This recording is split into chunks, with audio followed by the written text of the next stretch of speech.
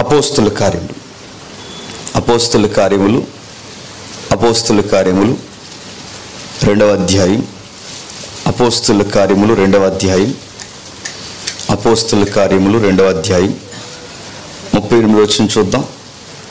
అపోస్తుల కార్యములు 2వ అధ్యాయం 38వ వచనం. పేతురు మీరు మారు మనసు పొంది పాప క్షమాపణ నిమిత్తము ప్రతివాడు యేసుక్రీస్తు నామమున బాప్తిజము పొందుడి, అప్పుడు మీరు పరిశుద్ధాత్మను వరమును పొందుదురు. ఏంటట? ఒక విచిత్రమైన పదం వాడుతున్నాడు. మనం కొన్ని వారాలుగా పరిశుద్ధాత్ముడి శీర్షికను మనం ఆలోచిస్తున్నాం. పరిశుద్ధాత్ముడి యొక్క క్రియాశీలకమైన పాత్ర ఎక్కడుందంటే బైబిల్ మనకి డెలిబరేట్గా చెప్పింది. ఎక్కడుంది? అసలు సృష్టి ప్రారంభం అవ్వకముందే అగాధ జలముల పైన ఆయన అల్లాడుచుండే. ఆయన సృష్టికర్తగా ఉన్నాడు ఆయన. అందుకే ఊపిరి వలన సృష్టింపబడిందన్న మాటకి ఊపిరి అంటే ఏంటో కాదు, ఊపిరన్నా చెయ్యన్నా వ్రేలన్నా అది ఒకే ఒక వ్యక్తిని సూచించేది. ఆ వ్యక్తిత్వం ఎవరో కాదు, పరిశుద్ధాత్ముడిదే. ఈ పరిశుద్ధాత్మని గూర్చి ఆదికాండం నుంచి ప్రకటన గ్రంథం వరకు ఆయన పోషిస్తున్న పాత్ర ఏంటో మనం చూస్తున్నాం. అందులో ఒక భాగమే ఈ వారము 22వ భాగం చూస్తున్నాం. మనం ఈ పరిశుద్ధాత్మని గురించి మనం ఎంత బాగా నేర్చుకుంటే మనకు అంత ఆత్మీయ జీవితంలో లోతైన విషయాలు మనకు అర్థమవుతాయి. దేవుని పట్ల మనం ఎలా బ్రతకాలో మనకు తెలుస్తుంది. ఇక్కడ ఒక విషయం ఉంది చూడండి, నిజంగా మనకు ఆశ్చర్యం కలిగించే ఒక సంగతి ఉంది. అక్కడ మారు మనసు పొంది ఒక ప్యాటర్న్ చెప్తున్నారు చూడండి. మారు మనసు పొందాలట, తర్వాత పాప క్షమాపణట, థర్డ్ స్టేజ్ ఏంటట? పరిశుద్ధాత్ముడు వస్తాడట. అంటే ఇది ఫాలో అవ్వకపోతే ఆయన రాడు. మళ్ళీ అడుగుతున్నాను, మారు మనసు పొందాలి. మారు మనసు తర్వాత వచ్చేది ఏంటి చెప్పండి? క్షమాపణ. క్షమాపణ తర్వాత మనకు వచ్చే వరం ఏంటి చెప్పండి? పరిశుద్ధ. ఇప్పుడు బాగా అడుగుతున్నాను, అసలు మారు మనసు అంటే ఏంటి తెలియాలి. మారు మనసు అంటే ఏంటి చెప్పండి. ఎవరు మీకు తెలిసిన 2 మాటలు? ఆ బ్యాచ్కి సరిగ్గా లేదా? సరే, నా వైపు చూడండి. మారు మనసు అంటే ఏంటి చెప్పండి, చెప్పాలి. మారు మనసు లేకుండా ఇక్కడికి వచ్చాం మారు మనసు పొందామని చెప్పండి. మారు మనసు అంటే ఇంకా మారు మనసు అంటే అలా ఉంది. మారు మనసు అంటే సరేలేండి, సరిమలంలా ఉంది నా వారం వినండి. సరే, మారు మనసు అంటే నేను చెప్తానండి. మారు మనసు అనగానే తప్పు జరిగిపోయిందిరా అని ఫీల్ అవ్వడం కాదు. మారు మనసు అంటే జరిగిన తప్పు కొరకు రాత్రులు ఏడవడం కాదు. అది అనుకుంటారు మారు మనసు అంటే. మారు మనసు అంటే అనవసరంగా చేశాను అని ఫీల్ అవ్వడం కాదు. ఫీలింగ్ కదండి మారు మనసు అంటే. మారు మనసు అంటే తప్పు చేశానని ఏడవడం కాదు. మారు మనసు అంటే ఏంటి చెప్పిన, ఇక మళ్ళీ ఆ తప్పు చేయకుండా దాని నుంచి పూర్తిగా వైదొలిగి నిర్ణయం తీసుకోవడమే మారు మనసు. దీన్ని ఏమంటారంటే ఇంగ్లీష్లో టు బి కన్వర్ట్ అన్నాడు. దాన్ని కన్వర్ట్ అనే పదం ఎక్కడో వాడతారండి. ఆ మతం నుంచి ఈ మతం కోసం అది కాదు. అది ఎవడో బుర్రలేనోడు మాట్లాడే మాటలు. కన్వర్ట్ అనే పదం ఎక్కడ వాడతారో తెలుసా? పూర్తిగా విషయం నుంచి నువ్వు దేవుని వైపుకి తిరిగిపోయే దగ్గర వాడిన బైబిల్ వాడిన పదమే కన్వర్ట్ అయ్యాడు. ఎక్కడి నుంచి కన్వర్ట్ అయ్యాడు? ఆడో పాపం చేసేవాడు, ఇక ఆ పాపం చేయకూడదని నిర్ణయం తీసుకున్నాడు. ఆ నిర్ణయం తీసుకుని పాప క్షమాపణ పొందుకున్నాడు. ఆ క్షమాపణ పొందుకుని ఆత్మను పొందుకుని పూర్తిగా దేవుని వైపు తిరిగాడు. చూసారా? దాన్ని కన్వర్ట్ అంటారు. అదే పదం వాడుతున్నారు పేతురు గారు. చూడండి ఏమంటున్నాడు చూడండి. మీరు మారు మనసు పొంది అంటే మారు మనసు పొందడమే పాపక్షమాపణ కాదు. మారు మనసు అంటే ఇంకా అలా చెయ్యను, ఇదిగో నేను నిర్ణయం తీసుకుంటున్నాను, ఇక వాటి వైపుకు పోను, నేను దేవుని కొరకు నిలబడతాను, దేవుని చిత్తం జరిగిస్తానని ఎప్పుడైతే నువ్వు టర్న్ తీసుకుంటావో, ఎప్పుడైతే మార్గం మార్చుకుంటావో, ఎప్పుడైతే నీ నిర్ణయం మార్చుకుంటావో, అప్పుడు దేవుడు నిన్ను ఏం చేస్తాడు చెప్పండి? క్షమిస్తాడు. మనం అనుకుంటాం ఏడిచేస్తే క్షమించేస్తాడు అనుకుంటాం. ఎందుకంటే కొన్ని వాక్యాలు అలాగే అర్థమయ్యి మనకి పరుపులు తేలేలా ఏల్చాను దావీదు ఏడ్చాను మనకు అర్థమైంది కనుక పరుపులు తేలిపోయిన కనీసం ఖచ్చిపోయినా తాడాలనుకుంటున్నాము. ఏడవద్దని అంటలేదు, ఏడవండి, కానీ ఏడిస్తే క్షమించాడు. గుర్తుపెట్టుకోండి, ఏడవడమే కాదు, దాని వెనకాల ఏంటో తెలుసా, ఇక మళ్ళీ ఇంకెప్పుడు చేయనని నిర్ణయం తీసుకోవాలి. అప్పుడు క్షమాపణ. తప్పు చేసేసి సాయంత్రానికి బాధపడి, తప్పు చేసేసి పొద్దుడికి బాధపడిపోయి వర్కౌట్ అవ్వదు. మీరు బైబిల్ ఎక్కడైనా తిరగేయండి, బైబిల్ని ఎలాగైనా తిరగేయండి, ఏ వచనమైనా. ఫీలింగ్ నడుతున్నాను, ఫీలింగ్ మారు మనసు కాదు. ఇలా చేశాను ఏంటని ఫీల్ అయిపోవడం మారు మనసు కాదు. ఇక మళ్ళీ ఇంకా అలా చేయనని దేవునికి మాట ఇవ్వడం మారు మనసు అంటే. ఇంకెప్పుడు ఇంకా అలా చేయను ప్రభువా, ఇదిగో జరిగింది, నేను తిరుగుతున్నానని పూర్తిగా ఎప్పుడైతే నువ్వు అనుకుంటావో అప్పుడు దేవుడట క్షమాభిక్ష పెడతాడట. మాట ఇవ్వాలి. ఎప్పుడైతే ఆ మారు మనసు పొందుతో క్షమాభిక్ష వస్తుంది. ఆ క్షమాపణ పొందుకున్న తర్వాత మనలోకి వచ్చేదే పరిశుద్ధాత్ముడు. ఈ 3వ స్టేజ్కి వస్తున్నావా? మారు మనసు అంటేనే తెలియట్లేదు మనకి. నాకు తెలిసి మెజారిటీ ఇక్కడ చాలామంది ఉన్నాం, ఫీల్ అయ్యాం తప్పుల కొరకు, ఏడ్చాం తప్పుల కొరకు, కానీ ఇక మళ్ళీ చేయనని ఒక నిర్ణయం తీసుకోలేకపోతే మరి చెప్తాను, ఇంకా మనం అక్కడే ఉన్నాం. నాకు తెలిసి చాలామందికి ఇంకా పాప క్షమాపణ వచ్చి ఉండదు. ఈ వచనం ప్రకారం పాప క్షమాపణ వచ్చి ఉంటుంది. నువ్వు వచ్చింది అనుకుంటున్నావు, ఏడు చేశాను సాయంత్రం, ఇంకా ఆ తప్పు కొరకు నేను ఏడు చేశాను, ఇంక దేవుడు ఇంక నన్ను క్షమించేసాడు నువ్వు అనేసుకుంటే అయిపోద్దా? నేను ఏడ్చాను ఇంక దేవుడు నన్ను క్షమించాడు నువ్వు అనేసుకుంటే అయిపోద్ది అంటే, నువ్వు చేసిన మిస్టేక్స్ కొరకు ఇక నేను ఏడ్చేసాను ఇంక దేవుడు క్షమించేసినట్టే నాకు అనిపించేస్తున్నాను. నీకు అనిపించేస్తున్నాను ఎలా? నీకు అనిపించడం ఎలాగో తెలుసా? ఇక చేయనని మాట ఇవ్వాలి. దేవా ఇక చెయ్యను, ఇదిగో ఇక అయిపోయింది, ఇక చేయను, ఇక ఆ మనస్సు లేదు, ఆ యొక్క ఆలోచన లేదు, ఇక ఆ మైండ్ సెట్ నాలోంచి పూర్తిగా పోయింది, నేను కన్వర్ట్ అయ్యాను, నీ వైపుకి తిరిగాను నేను. ఇంకా చూడండి, ఇదే అపోస్తల కార్యములు 3వ అధ్యాయం, ఇదే అపోస్తల కార్యములు 3వ అధ్యాయం 19-20. ఆ ప్యాటర్న్ మిస్ అవ్వదు చూడండి. 19-20. ప్రభు సముఖము నుండి విశ్రాంతి కాలములు వచ్చినట్లు మీ కొరకు నియమించిన క్రీస్తు యేసు ఆయన పంపునట్లు మీ పాపములు తుడిచివేయబడి నిమిత్తము మారు మనసు నుండి తిరుగుడు దాన్నే కన్వర్ట్ అన్నారు. దాన్ని ఏంటట? తిరుగుడి. ఎక్కడి నుంచి తిరగాలి? ఓ మార్గంలో నడిచేవాడుగా, నీకు కొన్ని ఇష్టాలు ఉన్నాయిగా, నీకు కొన్ని నిర్ణయాలు ఉన్నాయిగా, నీ మైండ్ ఒకటి చెబుతుందిగా, దాని నుంచి తిరగాలంటే పూర్తిగా ఆ యాటిట్యూడ్ నుంచి నువ్వు కన్వర్ట్ అవ్వాలి, తిరగాలి. 3 స్టేజ్లు చెప్తున్నాడు చూడండి.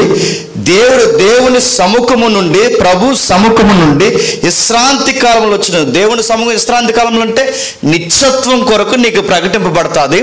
ఆ నిత్యత్వం కొరకు ప్రకటింపబడుతున్నప్పుడు ప్రభు అనే ఆయన నీ కొరకు పంపబడ్డాడట. ప్రభు అయిన యేసుక్రీస్తు వారు మన కొరకు పంపబడ్డాడు. బాగా వినండి, నా ఆలోచన మారాలంటే, నా థాట్స్ మారాలంటే, నిత్యత్వము, పరలోకము, మరో జీవితం అని ఈ థాట్స్ నా మదిలో పడాలి అంటే నా ఆలోచనకి కౌంటర్ తగలాలి. అంటే నా మైండ్కి కౌంటర్ తగలాలి. నా మైండ్కి కౌంటర్ ఎలా తగులుతుంది? గతించిన వారం మనం మాట్లాడుకున్నాం. పంపబడి బోధింపబడకపోతే, అంటే వాక్యము చెప్పకపోతే, నా మైండ్కి వాక్యం వినబడకపోతే నాకేం తెలీదు, నా మైండ్ కౌంటర్ తెలియదు. ఎప్పుడైతే నా మైండ్కి కౌంటర్ తెలుస్తుందో, అంటే ఇది తప్పురా అని నన్ను ఎప్పుడైతే ఎన్కౌంటర్ చేస్తుందో, ఆ కౌంటర్ తగిలినప్పుడు నాలో ఒక రిపెంటెన్స్ స్టార్ట్ అవుతుంది, ఒక పశ్చాత్తాప ధోరణి స్టార్ట్ అవుద్ది. పొడుస్తుంది. ఈ జీవితం కోసం బతుకుతున్నావేట్రా, మరో జీవితం ఉందరా, విశ్రాంతి దినాలు ఉన్నాయిరా, నిత్య విశ్రాంతి దినం ఉందరా, దాని కొరకు బ్రతకడన్నప్పుడు ఆ పిలుపు, ఆ మాట నేను పొడిసేసరికి ఎలా దీనికి నేను దేవుని ఎదుట నిజంగానే పాపాత్ముడుగా ఉన్నాను అని నీకు ఎప్పుడైతే అర్థమవుతుందో అప్పుడు నీకు ఒక సేవియర్ అవసరం అవుతాడు. ఆ సేవియరే నజరాయుడైన యేసు. బాగా వినండి, చాలామందికి ప్రేయర్ ప్యాటర్న్ కూడా తెలియదు. చాలామందికి యేసుక్రీస్తు వారికి చేస్తాం, కుమారుడైన యేసుక్రీస్తు వారికి చేస్తాం, పరిశుద్ధాత్మ చేస్తాం, తండ్రికి చేస్తాం. కొన్ని విషయాలు గుర్తుపెట్టుకోండి, బేసిక్స్ అంటారు, వీటిని తెలియాలి మనకి. మనం పాపం చేస్తే ఎవరికి వ్యతిరేకంగా పాపం చేసినట్టు తెలుసా? తండ్రికి వ్యతిరేకంగా పాపం చేసినట్టు. తండ్రికి వ్యతిరేకంగా పాపం చేస్తే దేవుడు తీసుకున్న నిర్ణయం ఏంటో తెలుసా? ఆ తండ్రికి వ్యతిరేకంగా మనం పాపం చేసినప్పుడు మనకి క్షమాపణ దొరకాలంటే కుమారుడనే మీడియేటర్ ఉండాలి. ఈ కుమారుడు ద్వారా క్షమాపణ పొందిన తర్వాత ఇక మళ్ళీ వైదొలకు పోకుండా కన్వర్ట్ అయిన మనం అక్కడ పూర్తిగా స్థిరముగా, చంచల మనసులు కాకుండా స్థిరంగా మనం నిలబడాలి అంటే పరిశుద్ధాత్ముడు అనే వరాన్ని మనం పొందుకోవాలి. ఆ మాటలు అర్థమవుతాయి. అంటే మనం పాపం చేసేది ఎవరికి వ్యతిరేకంగా తెలుసా? తండ్రికి వ్యతిరేకంగా. ఆ తండ్రికి వ్యతిరేకంగా చేసిన పాపాన్ని ఎవరి ద్వారా క్షమాపణ దొరుకుతుందో తెలుసా? మా ప్రభు అయిన యేసుక్రీస్తు వారి ద్వారా. ఈ క్షమాపణ దొరికిన తర్వాత మనల్ని ఎవరు మనల్ని గైడ్ చేస్తారు తెలుసా? పరిశుద్ధ. అందుకే ప్రేయర్ చేస్తున్నప్పుడు కూడా గుర్తుపెట్టుకోవాలి, తండ్రి నీకు వ్యతిరేకంగా నేను పాపం చేస్తాను. ప్రేయర్లో మరొక గుర్తెట్టుకోవాలి, ఈ కుమారుడైన క్రీస్తు ద్వారా నన్ను క్షమించని, పరిశుద్ధాత్మని ఎల్లకాలము నాలో ఉంచు అని. ఈ ప్రేయర్ మనకు గుర్తుండాలండి. ఇవి మనకు గుర్తుండవు. ఇవేమర్థమో, మనం ఎవరికి వ్యతిరేకంగా పాపం చేశామో, ఎవరు మనల్ని క్షమిస్తున్నారో, ఎవరి ద్వారా ప్రోక్షణో, ఇది ఏది క్లారిటీ లేకపోతే నేను అడుగుతున్నాను, అసలు నీకు మారు మనసు కూర్చో ఒక అవగాహన ఉందా? బైబిల్ మాట్లాడుతుంది, బైబిల్ చెబుతుంది, ఇదిగో చెబుతుంది చూడండి, ఆయన వైపుకు తిరుగుడి, విశ్రాంతి దినాలు రాబోతున్నాయి, మీ కొరకు నియమించిన క్రీస్తు యేసును ఆయన పంపునట్లు మీ పాపములు తుడిసివేయబడి నిమిత్తము మారు మనసు పొందుడి. పాపాలు తుడిసివేయాలంటే ముందేం పొందాలండి? చెప్పాలి.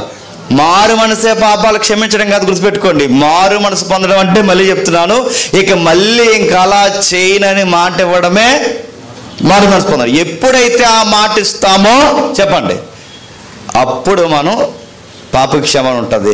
24లో ఇస్తావు, 25లో అలాగే ఏడుస్తావు, 23లో అలా ఇచ్చావు, 24లో అలాగే ఏడుస్తావు, మళ్ళీ 25లో ఇస్తావు, 26లో అలాగే ఏడుస్తావు. నేను అడుగుతున్నాను, నువ్వు అలాగే చేస్తే నీకెవడో పాప క్షమాపణ పెట్టిందన్నది నీ ఫీలింగా? నీ మైండ్ చెప్తుందా? నువ్వు అనుకుంటున్నావు నన్ను దేవుడు క్షమించేశాడు, ఒక చిన్న తప్పు చేసి మళ్ళీ ఇంటికి వెళ్ళిన తర్వాత బాధపడితే, నేను అడుగుతున్నా నీ ఫీలింగ్ అది. మారు మనసు పొందడం ఏంటి చెప్పిన, ఇక మళ్ళీ రిపీట్ అవ్వకూడదు, గుర్తుపెట్టుకో. ఇక మళ్ళీ చేయకూడదు. దావీదులో అది కనబడుతుంది మనకి. ఇక మళ్ళీ జీవితంలో తప్పే చేయలేదు. అది మారు మనసు పొందడం అంటే. మొన్న అలా చేసిన ఇక తప్పలేదు, మళ్ళీ ఎలా చేసినా మళ్ళీ తప్పలేదంటే నడుతున్నా. అసలు నీకు పాప క్షమాపణ కదా, అసలు నీకు మారు మనసు పొందితే మళ్ళీ అలా చేయలేవు. ఎందుకంటే క్షమాపణ అర్థమవుతుంది నీకు. క్షమాపణ పొందిన వెంటనే మళ్ళీ ఆ పని చేయకుండా దేవుడు నీకు ఒక వరం ఇస్తాడు. ఆ వరం ఎవరో తెలుసా? పరిశుద్ధాత్ముడు. నీకు అలా చేశానని తప్పు అయిందని తెలిసి నువ్వు క్షమాపణ పొందని నీకు అర్థమై మళ్ళీ అలా చేస్తున్నావంటే అది నువ్వు అనుకుంటున్నావు తప్ప నీకు ఇంకా ఏ ఆత్మ రాలేదు తెలుసా? పరిశుద్ధాత్ముడు ఉంటే గుర్తుపెట్టుకోండి, పరిశుద్ధాత్ముడు ఉంటే మళ్ళీ అలా చేయలేవు. నువ్వు రిపీటెడ్గా చేస్తున్నావంటే గుర్తుపెట్టుకో, ఇక ఇంకా ఆత్మ దేవుడు రాలేదు. నువ్వు అనుకుంటున్నావు నేను ఏడు చేశాను, నన్ను దేవుడు క్షమించేశాడు, నేను ఫీల్ అయ్యాను 31st నైట్, ఇక దేవుడు నన్ను క్షమించడం ఏంటి? జాలి గల దేవుడు, కరుణ గల దేవుడు అంటే పదాలు బాగానే పట్టావు, కానీ గుర్తుపెట్టుకో, ప్యాటర్న్ మిస్ అవుతున్నావు. అది మిస్ అయితే క్షమాపణ దొరకదు. క్షమాపణ దొరకకపోతే ఆత్మదేవుడు రాడు. ఆత్మదేవుడు నీలో లేడు గనకే మళ్ళీ అవే పనులు చేస్తున్నావు. క్షమాపణ అనగానే గంట ఏడుసాను దేవుడి కొరకు, రాత్రి తప్పైపోయింది 24 ఇంకా అలా చేశాను ప్రభు అని ఏడ్చేస్తే క్షమించేసాడు అనుకోకండి. ఇక మళ్ళీ అలా చేయకుండా ఎప్పుడైతే నీకు ఆ స్టాండింగ్ వస్తుందో అప్పుడు గుర్తుపెట్టుకో, నన్ను దేవుడు క్షమించాడు. నాకు చేయాలని మనసు రావట్లేదు. ఎందుకు మనసు రావట్లేదు? మళ్ళీ ఆ తప్పు జరిగించాలని మనసు రావట్లేదు. ఎందుకు మనసు రావట్లేదు అంటే, నేను పూర్తిగా కన్వర్ట్ అయ్యాను కనుకే నాలో ఆత్మదేవుడు మళ్ళీ ఆ తప్పు చేయడానికి ఏం చేయట్లేదు చెప్పండి, ఇష్టపడట్లేదు. అంటే ఎప్పుడైతే నీకు ఆ నిర్ణయం వస్తుందో, ఆ స్టాండింగ్ వస్తుందో అప్పుడు గుర్తుపెట్టుకో, నీకు పాప క్షమాపణ వచ్చింది.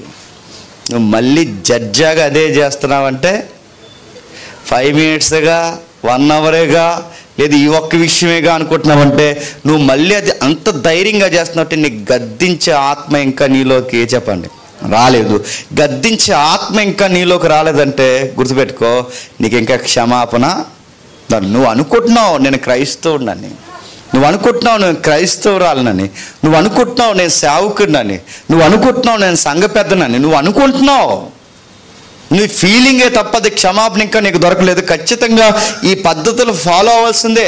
నీకు ఫస్ట్ టైం వాక్యం వినబడుతుంది. ఆ వాక్యం వినబడిన వెంటనే నీలో ఒక పశ్చాత్తాపం స్టార్ట్ అవుద్ది.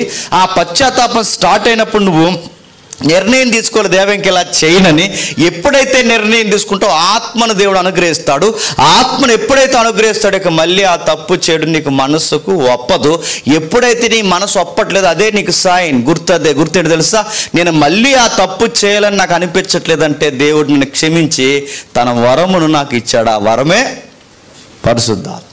మరవచనం చూడండి, మరవచనం అపోస్తుల కార్యములు 11వ అధ్యాయం. అపోస్తుల కార్యములు 11వ అధ్యాయం 21వ వచనం. అపోస్తుల కార్యములు 11వ అధ్యాయం 21వ వచనం. ప్రభు హస్తము వారికి తోడయుండును గనక నమ్మిన వారు అనేకులు. ఎక్కడ చూడండి ఆ పదం ఉంటుంది, తిరిగిరి. ఎక్కడనే తిరిగారు? అంతకుముందు వాళ్ళు లోకాచారాల్లో ఉన్నారు. అంతకుముందు వారు లౌకికమైన ధర్మాలు అనుసరించారు. ఇప్పుడు ఎటువైపుకి తిరిగారు?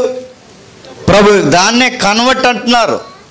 అంటే పూర్తిగా తిరిగిపోవడం అంటే దేవుడి వైపుకు, లోకాన్ని, లోక సంబంధమైన ఆచారాలని పూర్తిగా వదిలేసి దేవుడి వైపుకు తిరిగారు. ఆ తిరిగారు కనుకే వాళ్ళకి ఏం దొరికింది చెప్పండి? పాప క్షమాపణ దొరికింది. ఎప్పుడైతే బాగా వినండి, ఆ తిరగనంత కాలం వాళ్ళకి పాప క్షమాపణ దొరకదు. వాళ్ళకి తిరగనంత కాలము క్షమ అనేది వాళ్ళకి అర్థం కాదు. పాప క్షమాపణ ఎప్పుడైతే ఉండదో వాళ్ళు పరిశుద్ధాత్ముడు స్థిరంగా వాళ్ళకి పనిచేయడం. ఖచ్చితంగా ఈ పద్ధతులు ఫాలో అవ్వాల్సిందే. మళ్ళీ చెప్తాను వినండి. మొట్టమొదటి మనకు వాక్యం వినబడినప్పుడు మనలో ఆ గిల్ట్ స్టార్ట్ అవుద్ది. ఆ గిల్ట్ స్టార్ట్ అయినప్పుడు మనం నిర్ణయం తీసుకోవాలంటే దేవా నిజమే ప్రభా తప్పు అయిందని ఇక నేను దేవునికి మాట ఇవ్వాలి. దేవుడికి ఎప్పుడైతే మనం మాట ఇస్తాం దేవుడు మన నిర్ణయాన్ని దేవుడు గౌరవించి కట్టుబడిన మన విధానాన్ని చూసి దేవుడు పరిశుద్ధాత్మ ఇస్తే అప్పుడు మనం పూర్తిగా దేవుడిలోనికి తిరుగుతాం, కన్వర్ట్ అవుతాం. ఈ ప్యాటర్న్ కనుక ఫాలో అవ్వకపోతే మళ్ళీ చెప్తున్నాను, బైబిల్ మీరు ఎక్కడ తిరగేయండి, ఏ వచనాలు చూడండి, ఏడిస్తే దేవుడు క్షమించేసిన బైబిల్లో ఎక్కడా లేదు. ఏడ్చిన తర్వాత పూర్తిగా తిరగాలి, అప్పుడు కానీ క్షమాపణ దొరకదు. ఇక మళ్ళీ ఆ తప్పు చేయనని మాట ఇవ్వాలి. ఇంకొకసారి ప్రభు అనకూడదు. ఇంకొక రెండవసారి ప్రభు ఇక తప్పు అయిపోయింది ప్రభు 25లో కూడా అనకూడదు. గుర్తుపెట్టుకొని ఇక మళ్ళీ చేయలేవు. నువ్వు ఎందుకు నీ వల్ల అవ్వదు. ఎందుకు చేయలేవంటే నీలో ఆత్మ ఉన్నాడు. ఆ పరిశుద్ధాత్ముడు నీ వల్ల నువ్వు 4 years నుంచి లేదు, 3 years నుంచి లేదు, 2 years నుంచి లేదు, 1 year నుండి ఇదే రిపీటెడ్గా నువ్వు చేస్తున్నావంటే నీకు ఇంకా క్షమాపణ దొరకలేదు. నీకు క్షమాపణ దొరికితే ఆయన ఉంటాడు. ఆయన ఉంటే నువ్వు చేయలేవు. ఇది అన్నీ నువ్వు జడ్జాగా చేస్తున్నావంటే ఇంకా నీలో ఒక క్షమాపణ లేదు, ఆయన రాలేదు. అదే చెప్తారు చూడండి, వారు మారు మనసు పొందారట, ప్రభు హస్తం వారికి తోడే ఉందట. ఎప్పుడైతే వారికి తోడే ఉందో ప్రభు వైపు వాళ్ళు పూర్తిగా తిరిగేశారట. అందుకే కింది కార్యాలు మనం చదువుతాం. వారిని గురించి సమాచారం ఎరుసలో ఉన్న సంఘపు వారు విని బర్నబాను అంతియోకియకు పంపించరి. అతడు వచ్చి దేవుని కృపను చూసి సంతోషించి ప్రభువును స్థిర హృదయముతో హత్తుకొనవలెనని అందరినీ హెచ్చరించిన. ఎలా ఎత్తుకోవాలట? స్థిరముగా. మళ్ళీ అటోక అడుగు ఇటోక అడుగు కాదు, మళ్ళీ అలాగొక అడుగు ఇలాగడుగు కాదు. అయ్యో అనవసరంగా జరిగిపోయింది, ఇంకెలా లేదు. ఇక ఎలా ఉండాలి? కన్వర్ట్ అయ్యేమంటే దాని అర్థం ఏంటి తెలుసా? పూర్తిగా స్థిరముగా ఉండాలి. అప్పుడు నీకు ఆత్మదేవుడు వస్తాడు. చాలామంది వచ్చి నాకు ఇంకా పరిశుద్ధాత్మ అనుభవం రావట్లేదంటే నీకు క్షమాపణ వచ్చిందా? నాకు పరిశుద్ధాత్మ అనుభవం రావట్లేదని, నాకు పరిశుద్ధాత్ముడు అనుభవం రావట్లేదని అంటే నేను అడుగుతున్నాను, పశ్చాత్తాపడం అంటే ఏంటి తెలిసిందా? మారు మనసు అంటే ఏంటి తెలిసిందా? మారు మనసు అంటే అవును ప్రభు ఇవాళ నేను మారు మనసు పొందేసాను అనుకోవడం కాదు. మారు మనసు అంటే సాయంత్రం ఇంటికి వెళ్ళి 1 గంట గదిలో ఏడ్చేయడం కాదు. మారు మనసు అంటే మాట ఇవ్వడం మారు మనసు అంటే. ఇక మళ్ళీ అటువైపుకి వెళ్ళనని చెప్పడం మారు మనసు అంటే. మళ్ళీ ఆ పని చేయనని చెప్పడం మారు మనసు అంటే. ఇంకా నా వల్ల అవ్వదని దేవుని దగ్గర ఒప్పుకోవడం మారు మనసు అంటే. అప్పుడు మనకి క్షమాపణ వస్తుంది. నేను చెప్పకపోయినా నీకు అనుభవం వస్తుంది. అనుభవం ఏంటో తెలుసా? నా వల్ల అవ్వట్లేదని నువ్వు అప్పుడు నేనే ఈ పనులు చేశాను, నాకు తెలుస్తుంది. ఇంత ఇలా నేను మారాను అనడానికి కారణం నాలో దేవుడు నివసిస్తున్నాడని ఒప్పుకోలు నువ్వే చెబుతావు. అది రావాలి. ఇంకా చూడండి, అదే అపోస్తుల కార్యములు 14వ అధ్యాయం, అదే అపోస్తుల కార్యములు 14వ అధ్యాయం త్వరగా, అదే అపోస్తుల కార్యములు 14వ అధ్యాయం 14-15 వచనాలు చూడండి.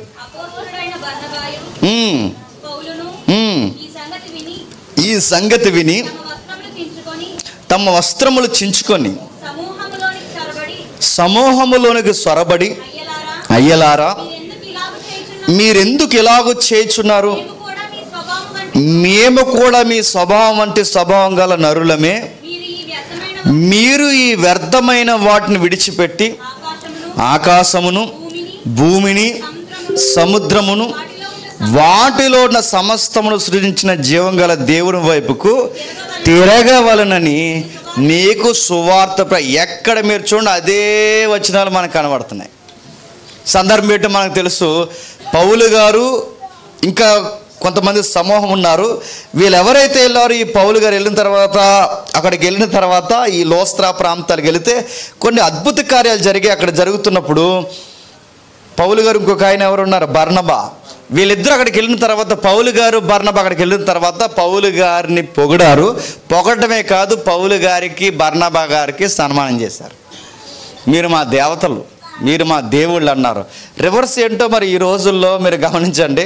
ఆ రోజుల్లో ఉన్న సేవకులను పొగిడితే పొగడొద్దు అన్నారు. రివర్స్ చెప్పండి. ఇప్పుడు సేవకులను పొగడకపోతే సభ మర్యాద లేకుండా పోయింది మీకు అంటున్నారు. ఫోటో వేయాలని తెల్లో అన్నారు. పాంప్లెట్ మీద కన్వీనర్ పేరు వేయాలని తెల్లో, సంఘ పెద్ద పేరు వేయాలని తెలియదని అడుగుతున్నాను, తెల్లో. అలాగే వేయాలని మాకు తెల్లో, గుర్తుపెట్టుకో. చాలామంది ఫీల్ అవుతారని అడుగుతున్నారు. కొంతమంది ఫొటోస్ కోసం ఏడుస్తారు, నేమ్స్ కోసం ఏడుస్తారు. చిన్న అనిపిస్తుంది, అరే మీకు అసలు ఆ రోజుల్లో పొగుడుతుంటే మమ్మల్ని పొగడొద్దని బట్టలు చింపుకుని, మమ్మల్ని పెద్ద దేవతలు అనకుండా ఇలా బట్టలు చింపేసుకున్నారు, మమ్మల్ని దేవతలు అనకుండా తమను తాము తగ్గించేసుకున్నారు. ఈరోజు రివర్స్. పొగడలేదనుకోండి, గౌరవం ఇవ్వాల్సిన గౌరవం ఇవ్వలేదనుకోండి, పౌలు బొకే ఇస్తారు, ఏదికి ఎక్కినట్టునే బొకేగాని ఇవ్వలేదనుకోండి, నెక్స్ట్ టైం డేట్లు అడగండి మమ్మల్ని అంటారు.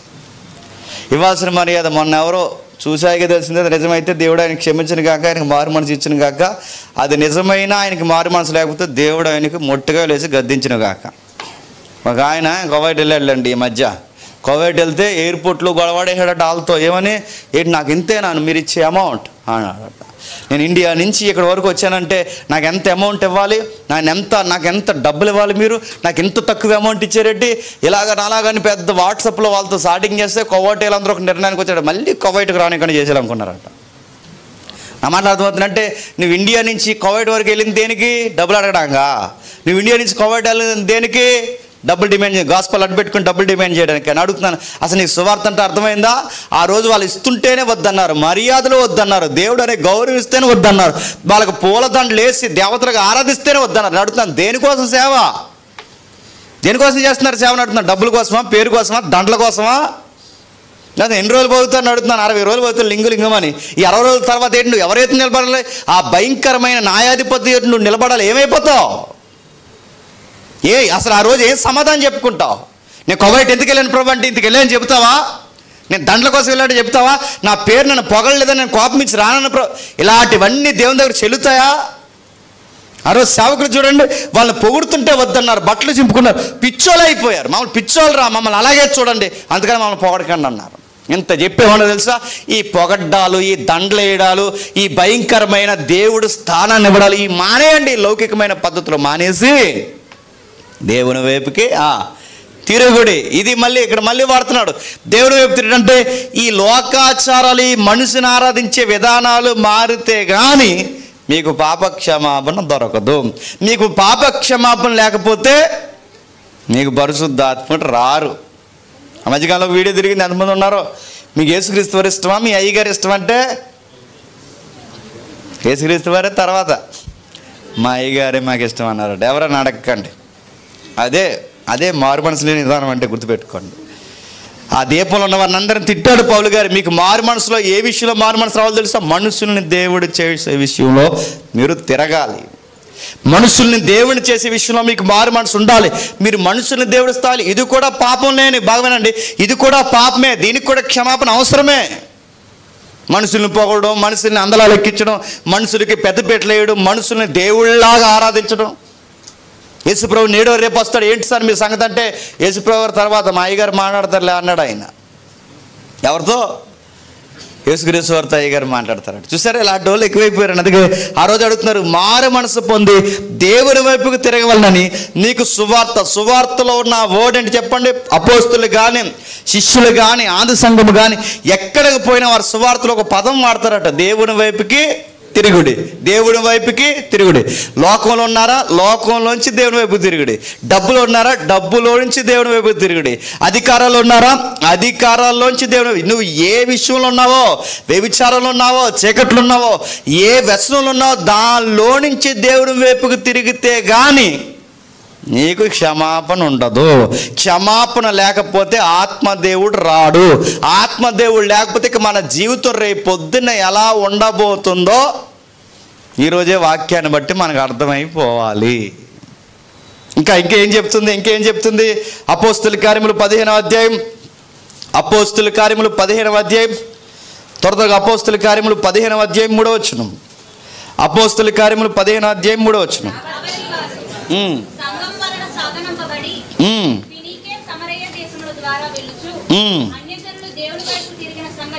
అన్యజనులు దేవుని వైపుకి తిరిగిన సంగతి. మీరు ఎక్కడ కదపండి, ఆ పదాలు ఉంటాయి చూడండి. తిరగాలి, తిరగాలి, తిరగాలి. సువార్త ప్రకటించడం అయిపోయాం కాదు, విన్నవాళ్ళు తిరగాలి. ఎక్కడి నుంచి తిరగాలి? లోకంలో ఉంటే దేవుని వైపు తిరగాలి, వ్యామోహాలు ఉంటే దేవుని వైపుకి తిరగాలి, అధికారాలు ఉంటే దేవుని వైపు తిరగాలి. అలా తిరిగితే కానీ మారు మనసుగా బైబిల్ డిక్లేర్ చేయదు. మరి మారు మనసు అనగానే మనం ఏమనుకుంటున్నామంటే సాయంత్రానికి 4 కన్నీళ్ళు దుఃఖపడ్డం అనుకుంటున్నాం. కాదు. ఇక మళ్ళీ అలా చేయకుండా నువ్వు పూర్తిగా దేవుని వైపు తిరగాలి.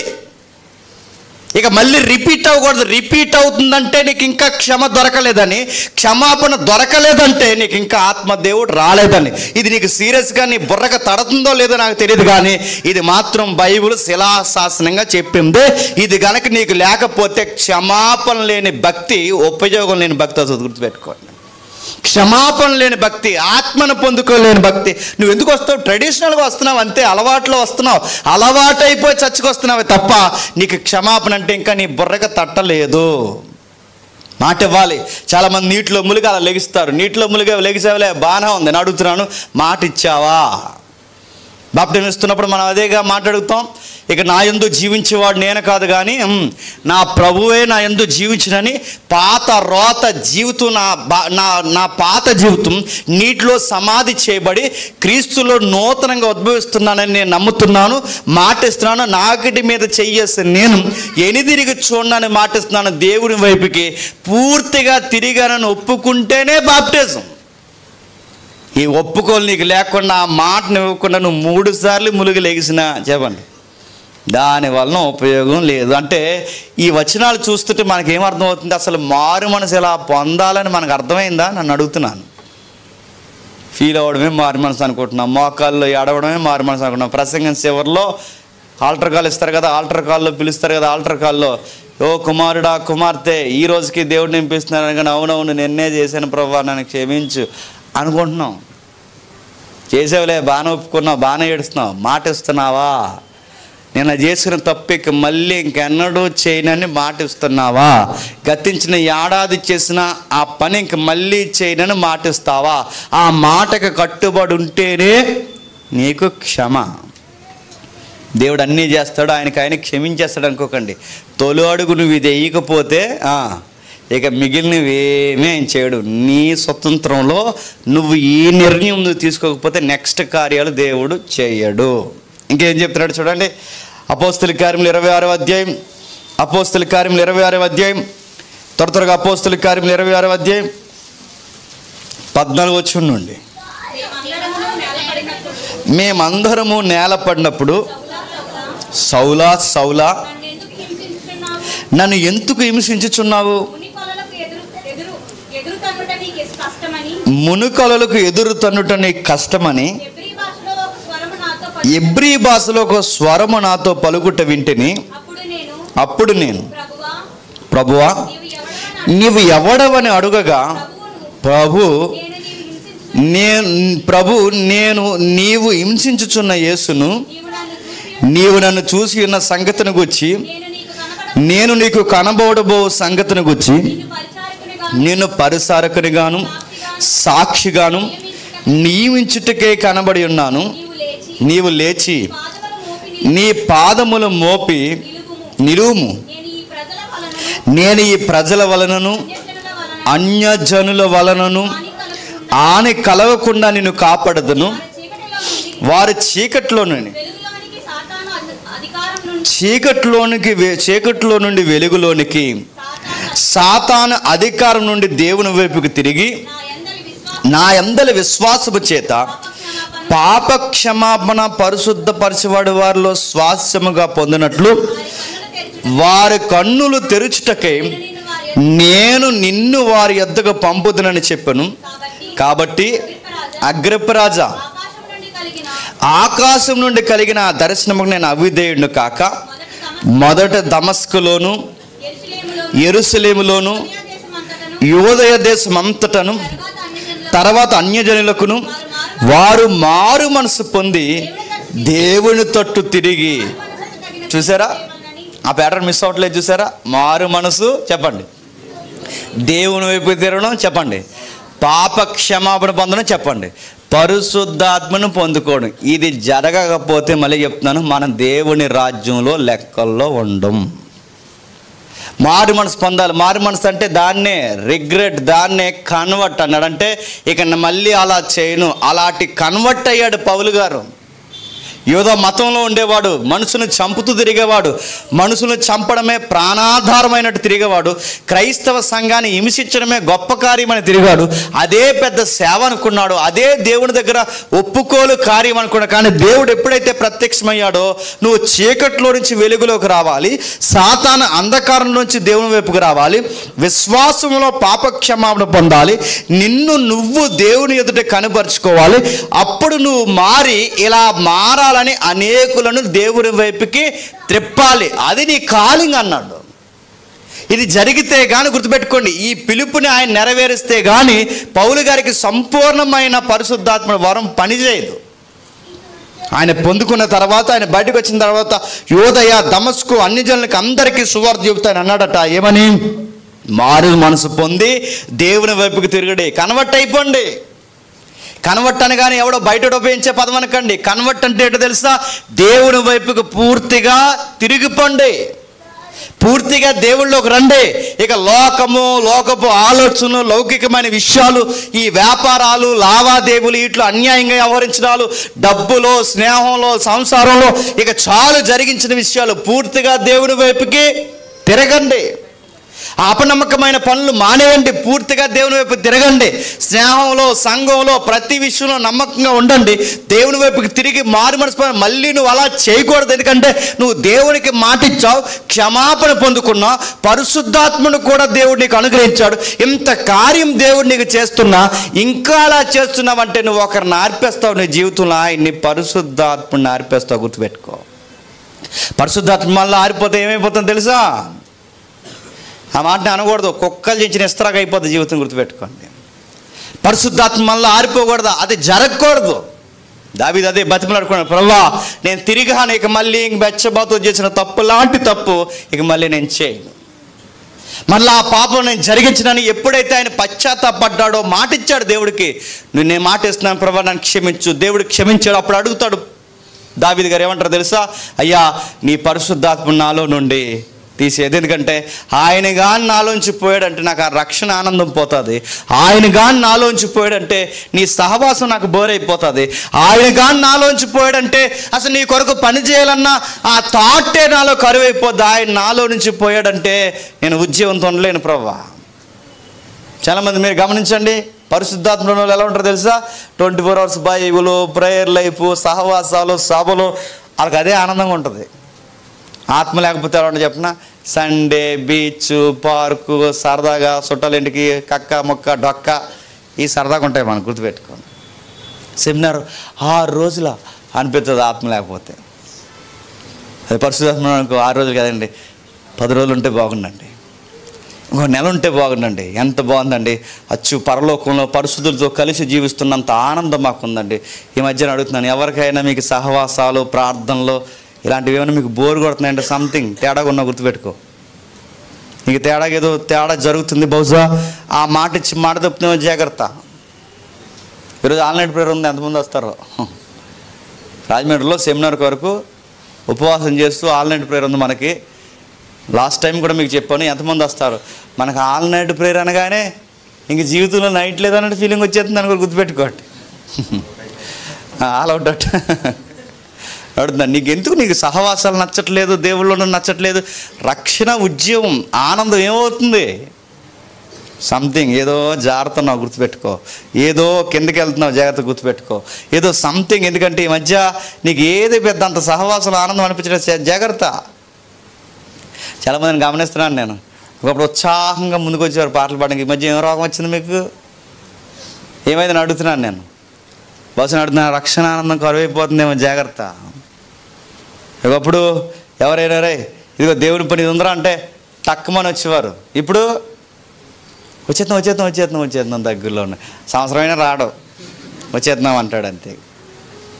ఒకప్పుడు 2-3 మీటింగ్లు ఉంటే 2-3 మీటింగ్లు అంటన్నా వారమంతా ఉన్నాం వస్తాం అనేవారు. ఇప్పుడు ఏంటో తెలుసా, ఇంకో మీటింగ్ ఉందా అన్నారట. ఇది అయిపోయిన తర్వాత అది అయిపోయిన తర్వాత అది అయిపోయిన తర్వాత అంటే ఇటు ఇవాళ 3 మీటింగ్లా అన్నారట. అడుగుతున్నాను, బహుశా జాగ్రత్త.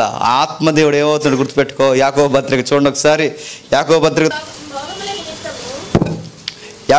4వ అధ్యాయం 3వ వచనం.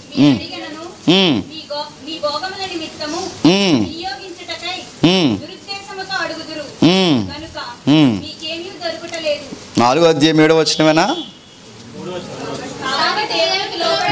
4వ అధ్యాయం 7వ వచనం చదవండి. కాబట్టి దేవునికి లోబడి ఉండుడి, అపవాదిని ఎదిరించుడి, అప్పుడు వాడు మీ యొద్ద నుండి పారిపోవడం. త్వరగా ముగిద్దాం. అపవాదిని ఎదిరించాలంటే ఎలా అండి? అక్కడ ఉంది చెప్పండి, చూసి పెద్ద సీరియస్గా ఏమో చూడకండి, అక్కడ చూసి చెప్పండి. అపవాదిని ఎదిరించాలంటే ఎలాగండి? దేవునికి లోబడాలి. దేవునికి లోబడ్డం అంటే ఏంటండి చెప్పాలి, మర్చిపోకండి. కన్వర్ట్ అవ్వడం, దేవుని వైపుకి తిరగడం. దేవుని వైపుకి తిరగడమే దేవునికి లోబడి ఉండడం. ఎప్పుడైతే దేవుని వైపు తిరిగి దేవుడికి మాట ఇస్తామో వాడిని మనం ఎదిరించినట్టు గుర్తుపెట్టుకో. దేవుళ్ళు ఉంటాం, ముహూర్తాలు మానం. దేవుళ్ళు ఉంటాం, ఆచారాలు మానం. దేవుళ్ళు ఉంటాం, ఏ విషయాల్లో మనం మారు మనసు పొందాం. దేవుళ్ళు ఉంటాం, లౌకికమైన ఏ ఆచారాన్ని ఖండించాం. నేను అడుగుతాను, తలకాయ నువ్వు జీవితంలో వాడిని ఎదిరించలేవు. చాలామంది ఇక్కడికి వస్తారా, బాప్టిజాలు తీసుకుంటారా, పరిశుద్ధాత్మ పొందుకున్నామంటారా, అంతా బాగానే ఉంటుంది. కానీ ఇంటికి పోయి ఎలకం పొడి ఎడతారు. అడిగి ఎలాగా ఎలకం పొడి తెలుసా? ముహూర్తాలు పెట్టించుకోవడం, ఆచారాలు పెట్టించుకోవడం, ఇవన్నీ చాలు. ఆడిని ఇంట్లోకి వస్తాడు, డోర్ ఓపెన్ చేసి ఉంచో, నువ్వు గుర్తుపెట్టుకో.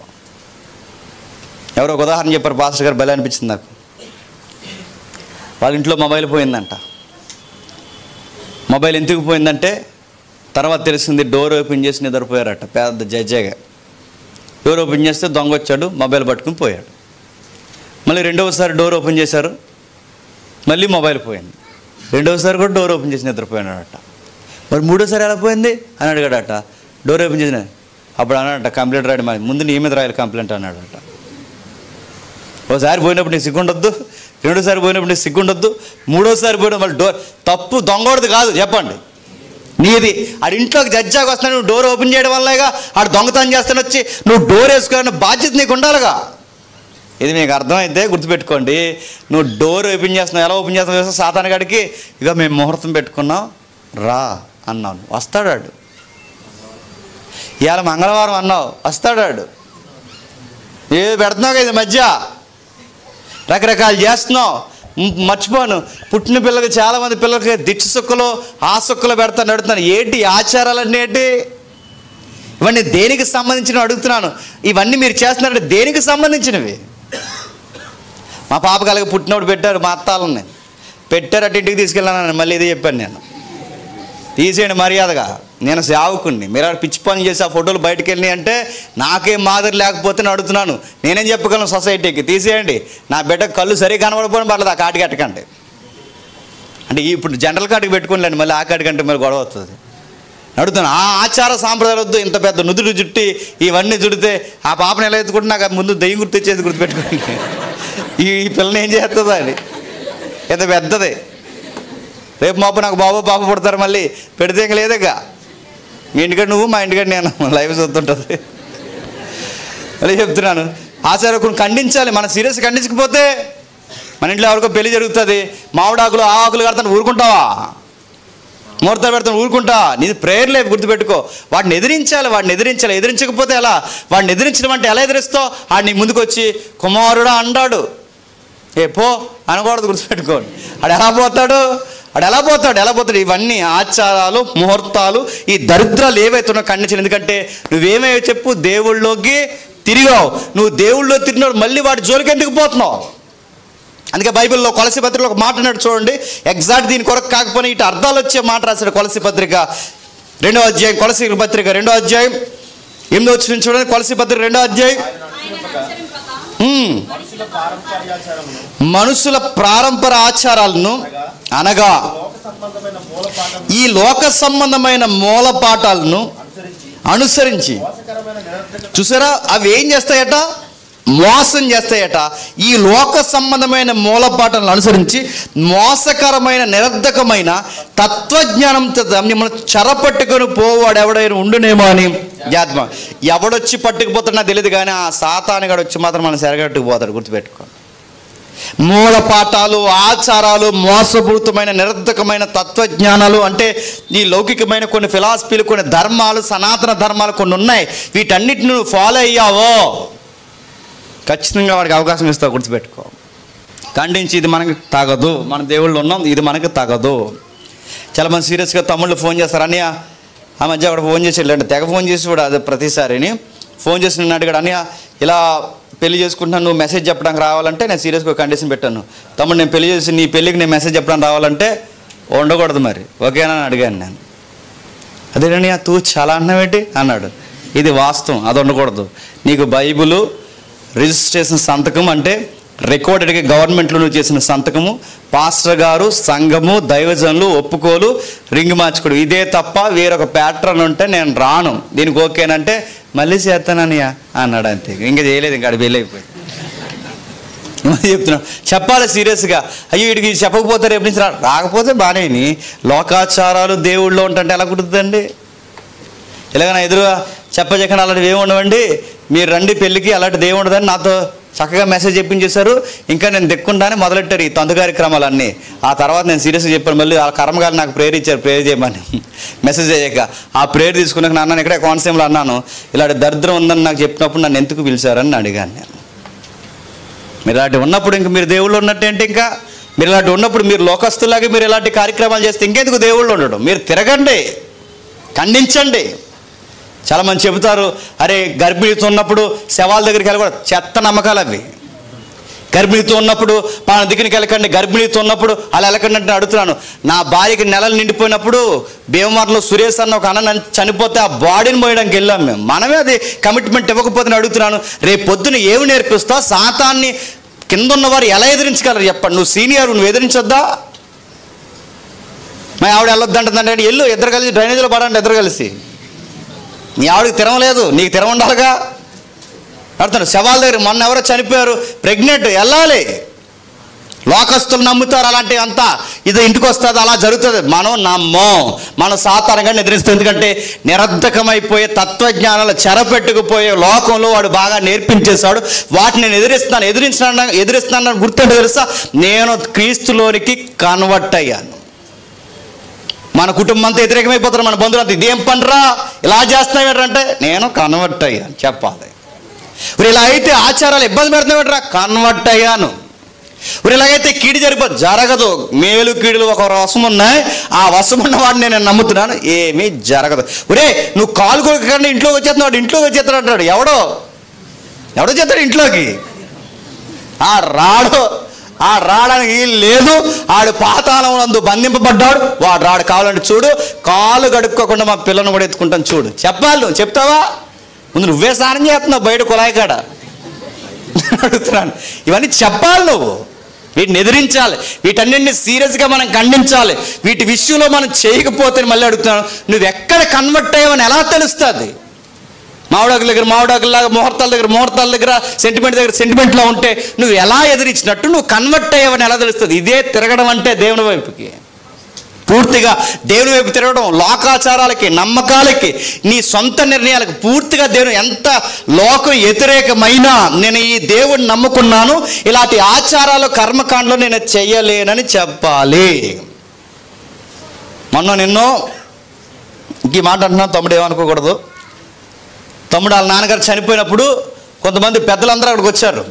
ఆ ఊరి పెద్దలందరూ వచ్చి 3 సార్లు తిరగండి ఇట ఆ గోధు చుట్టూ, 3 సార్లు తిరగండి, 3 సార్లు మెట్టేయండి, వెనక్కి తిరిగేయండి అంటే ముందే నిజేయాలండి. అందులో నేను అడుగుతున్నా, 3 సార్లు ఎందుకేయాలి, అలా ఎందుకు చేయాలి అడుగుతున్నా. దేనికి సంకేతం అది? ఏ దిక్కులకి దండం పెడుతున్నావు? చక్కగా తీసుకొచ్చాం, ప్రార్థన చేస్తాం, దైవజనులు 4 మాటలు చెప్తారు, ప్రేయర్ఫుల్గా మట్టేస్తాం, వస్తాం. తమ్ముడు చేయలేదు కానీ నడుతున్నాను, చేస్తే నడుతున్నా. ఇంకెందుకని ఆయన అధ్యక్ష చేయడానికి అన్ఫిట్ అయిన, ఇంకా ఆయన అక్కడ నిలబడిపోయి అన్ఫిట్. ఎందుకంటే మనకే మారు మనసు, మనమే తిరగపోతే, మనమే కన్వర్ట్ అవ్వకపోతే మన చుట్టూ ఉన్న వాళ్ళకి మనం ఏం చెప్తామని చెప్పండి. పేతురు గారు, పౌలు గారు అదే చెప్పారు, తిరగండి చాలిక. ఆ విగ్రహాలకు మొక్కేది చాలు, ఆ నమ్మకాలకు మొక్కేది చాలు, ఆ అపనమ్మకాలు చాలు, ఇక లోకంలో మనుషులను ఆరాధించే విధానాలు చాలు, ఈ లోక మర్యాదలు అనుసరించే విధానాలు చాలు, ఈ ముహూర్తాలు, దినాలు, ఈ చెత్త చెదారం పూర్తిగా లోకం నుంచి తిరగండి, దేవుళ్ళలోకి కన్వర్ట్ అవ్వండి. ఇది అవ్వకపోతే మీకు క్షమాపణ దొరకదు. ఇవాళ మా అన్నీ పిల్లండి రాటేస్తున్నారు, ప్రార్థన చేయడానికి రండి అంటే, నువ్వు రాటేసినా పోటేసినా రామని చెప్పు, నువ్వు రాటేసి కూడా ఎత్తారట. చెప్పండి, అడుగుతున్నాను. కొంతమంది పెళ్లి చదువుతున్నాను, ఇంక పేర్లు ఎత్తి నేను అనలేను, కానీ ఆ పెళ్లి చూస్తే చాలా సిరాగ్గా అనిపిస్తుందండి. మన దేవుళ్ళుండి మనకు కూడా ఉండి కూడా అవేవో జల్లించుకోవడం, అవేవో పైన కింద పసుపు రాయించుకోవడం, ఆ నల్లడేది. ఈ మధ్య దానికి ఒక పేరు వచ్చిందండి, ఏదో ఆకుల్లో కూర్చోబెట్టి స్నానం చేపిస్తున్నారు. ఏంటది? హలీమా? ఏంటి? హల్దీ అదొకటి వచ్చింది నడుతున్నాను. అదొక ఫ్యాషన్ నడుతున్నాను. దాని మూలాలు ఏంటో తెలుసా? దాని పేరు మంగళ స్నానం. తెలుసా నీకు? అది వాళ్ళకి తగును, వాళ్ళ నమ్మకాలు, వాళ్ళ ఫిలాసఫీలు వాళ్ళకి చెల్లుతాయి. నువ్వెందుకు ఏడుస్తున్నావు? నీకు సంబంధం ఏంటి అని అడుగుతున్నావు. తిరగవా? ఇంక నువ్వు ఇంకా కన్వర్ట్ అవ్వలేదా? నువ్వు ఇంకా మారు మనసు పొందలేదా? నీకు అలాగైతే కానీ పెళ్ళి అనిపించట్లేదా? నీకు అలాగైతే కానీ మధ్యకాలం నాడు ఎవడో ఆ పెళ్లి ఫీలింగ్ అన్న డ్రైనేజీలో దిగిపోయాడు ఎవడో నడుతున్నాను. ఫ్రీ వెడ్డింగ్ సూట్లని, ఫ్రీ వెడ్డింగ్ సూట్కి నీకు ఆ నీళ్ళు వేసుకోవడం, ఆ బిందులు వేసుకోవడం. మన క్రిస్టియానిటీకి ఒక డిగ్నిటీ ఉంది, గుర్తుపెట్టుకోండి. మనం కన్వర్ట్ అయ్యాం. మనకి పెళ్లి కొడుకు చేస్తున్నప్పుడు ఒక తెల్లటి వస్త్రం, మనం పెళ్లి కూతురు చేస్తున్నప్పుడు ఒక తెల్లటి వస్త్రం, చక్కటి దేవుని మాటలు, ప్రార్థన, సంఘము, నిలబడి ఈ ఏ వాతావరణం ఉండదో ఒక చక్కటి పద్ధతి, దాన్ని చాలా క్లాసిక్గా జరిగిస్తారు క్రిస్టియానిటీలో. అది నువ్వు ఎందుకు పాటించట్లేదు? ఎందుకు పాటించట్లేదు చెప్పనా? అసలు నీకు మారు మనసే లేదు. నీకు మారు మనసు ఉంటే, నీ పెళ్లి టైంలో నీకు మారు మనసు ఉంటే, నీ కార్యక్రమంలో చిన్న ఆకు ఏదన్నా కడుతున్నారంటే నీకు చాలా భయం వేస్తుంది, దేవునికి అనుకూలమా అనుకూలం కాదని. నీకు భయం ఏంటలేదంటే నీకు అసలు దేవుని వైపు తిరిగిన లక్షణాలు ఏం కనబట్టలేదు. ఎవరు అన్నారట బయట పెళ్ళికి వచ్చి, రే మాకులాగే మీరు కూడా ఎటకరలాడుకుంటున్నారా పెళ్ళిలో అన్నారట. మాకులాగే మీరు కూడా సరదాగా వ్యవహరిస్తున్నారా పెళ్ళి అంటే? మన పెళ్ళిళ్ళలో ప్రధానమైనది, మన పెళ్ళిళ్ళలో అట్రాక్షన్ ఉంటుంది తెలుసా? వాక్యము. అదే ఉండాలి, వాక్యమే. పాస్టర్ గారు నిలబడి భార్య ఎలా ఉండాలో చెప్తాడు, భర్త ఎలా ఉండాలో చెప్తాడు, సంసారం ఎలా చేయాలో చెప్తాడు, దానికి క్రీస్తు ఎలా ముడిపడాలో చెప్తాడు. ఇది మనకి చాలా డిగ్నిటీగా కనబడాలి. ఇదే మనకి అట్రాక్షన్ పెళ్ళి ఎదుక మీద. నన్ను మారాలి. అందుకే అంటున్నాడు, మూల పాఠాల నుంచి తిరగండి, లోక సంబంధమైన ఫుట్ నోట్ ఇచ్చాడు చూడండి, భూతములు అన్నాడు. ఏంటట? లోక సంబంధమైన భూతాలు. ఆ భూతముల నుండి, మూల పాఠాల నుండి అనుసరించి మోసకరమైన నిరర్ధకమైన తత్వజ్ఞానం చేత మిమ్మల్ని చెరపట్టుపోవాడు ఎవడైనా ఉండునేమో అని జాగ్రత్త చూసుకోండి. ఈ మూలాలు, ఈ భూతాలను మొక్కే విధానం మానేయండి. ఆ భూతం, ఈ భూతం, పంచభూతాలు, ఈ భూతాలు ఉన్నాయిగా, వాటిని మొక్కడం మానేయండి. వాటి వైపుకి తిరగడం మానేయండి. అది మానేస్తే కానీ వాడిని ఎదిరించలేము. ఎవరిని చెప్పండి? సాతానుగా. ఇది దేవుని వైపుకి పూర్తిగా తిరగడం. అందుకే పేతురు గారు నిలబడి ఏమన్నా తెలుసా ఆ ప్రసంగంలో? దేవుని వైపుకి తిరగండి, పాప క్షమాపణ పొందుకోండి, మళ్ళీ ఇంకా అలా చేయకుండా, మళ్ళీ ఆ పాత రోత జీవితం వైపు పోకుండా దేవుడు మీకు గిఫ్ట్ ఇస్తాడు. ఆ గిఫ్ట్ ఎవరో కాదు, పరిశుద్ధాత్మ. ఆయన్ని పొందుకుంటే లోకానికి ఎదురు నిలబడతాం. ఆత్మదేవుడు మనలో ఉంటే ధైర్యం కలిగి నిలబడతాం, ప్రతి దాన్ని ఎదిరిస్తాం, సాతానుగాన్ని కూడా ఎదిరిస్తాం. ఎందుకంటే మనలో ఉన్న ఆత్మ పిరికితరం గల ఆత్మ కాదు. ఎవరు చెప్పండి?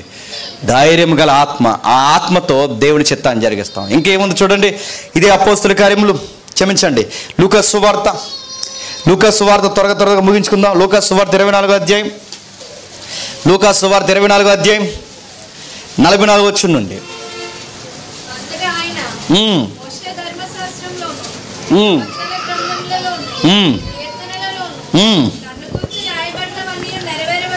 నన్ను గూర్చి రాయబడినవన్నీ నెరవేరవలనని నేను మీ యొద్ద ఉండినప్పుడు మీతో చెప్పిన మాటలు నెరవేరినవని వారితో చెప్పాను.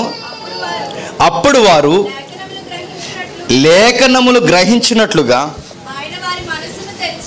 ఆయన వారి మనస్సును తెరిచి క్రీస్తు శ్రమపడి 3వ దినము లేచిననియు యెరూషలేము మొదలుకొని సమస్త జనులలో అనేకులు ఆయన పేరట మారు మనసును పాప క్షమాపణ. మీకు అర్థమవుతుందా?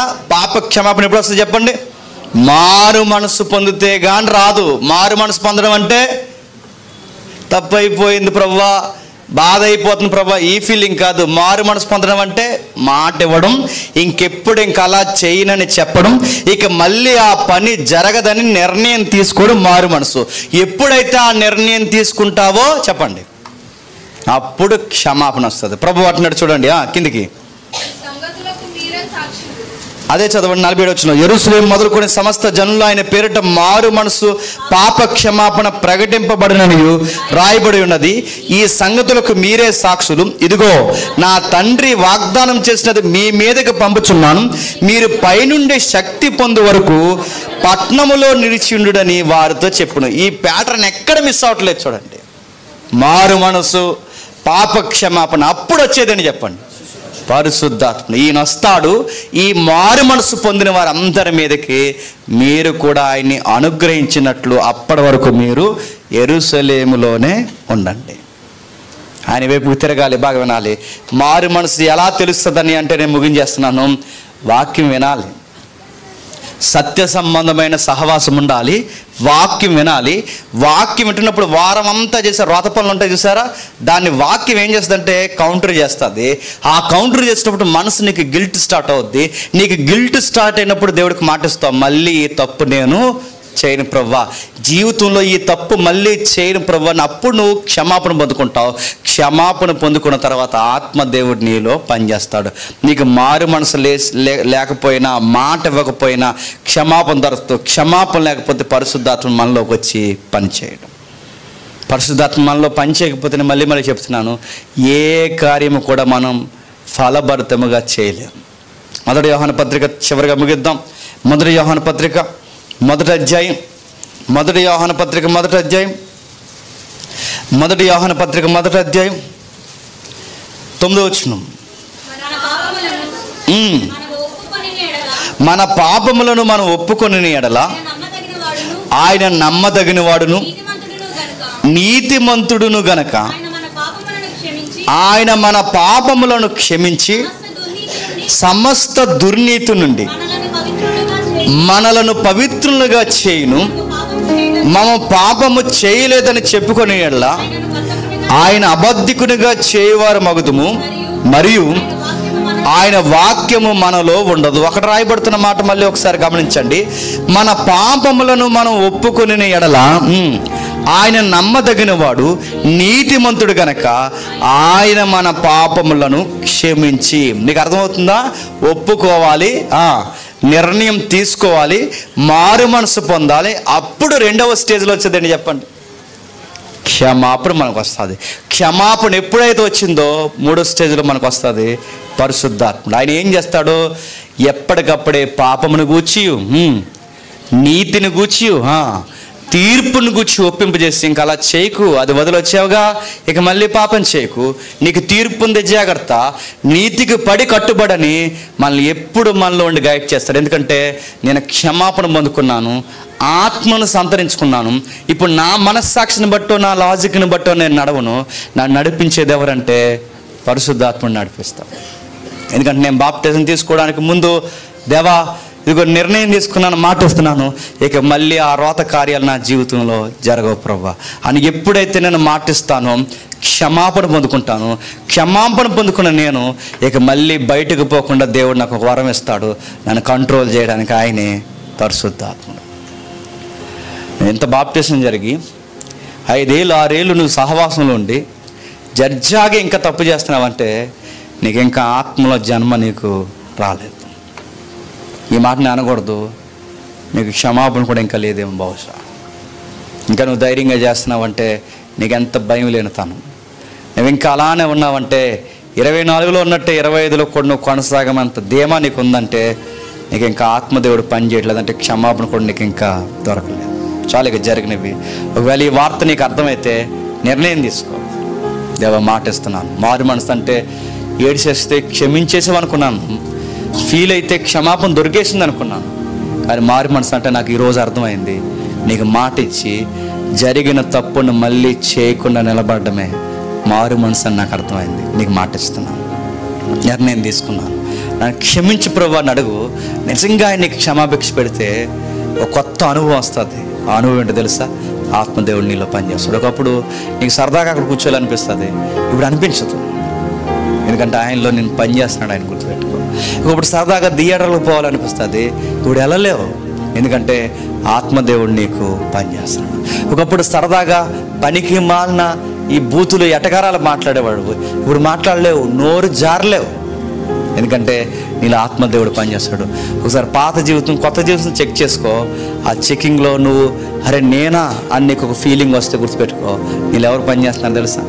ఆత్మదేవుడు పనిచేస్తాడు. లేదు నాకు బూతులాడినా ఏమనిపించట్లేదు, నాకు సినిమాలు చూసినా ఏమనిపించట్లేదు, నేను పార్కులకి సినిమాలకు పోయినా నాకు ఏమనిపించట్లేదు అంటే నీళ్ళు ఎవరు పని చేయట్లేదు చెప్పండి. అందుకే మారు మనసు పొందండి, పాపక్షమాపణ పొందుకోండి, నెక్స్ట్ పరిశుద్ధాత్మను పొందుకోండి. ఈ 3 ఫాలో అవ్వండి. మారు మనసులో ఉన్నారో లేదో చెక్ చేసుకుని, ఇంకా ఎర్లీ స్టేజ్లోనే ఉన్నారేమో. ఒకవేళ మారు మనసు పొందితే మీ దేవుడు మేము క్షమించాడు. మీ దేవుడు మిమ్మల్ని క్షమిస్తే గుర్తుపెట్టుకోండి, ఆత్మ దేవుడు మీలో పనిచేస్తాడు. ఆయన పనిచేస్తే ఆత్మ ఫలాలతో మనం నింపబడతాం, ఆత్మకు అనుకూలమైన కార్యాలుగా మారుతాం, దేవునికి మహిమార్థమైన పాత్రగా మారుతాం.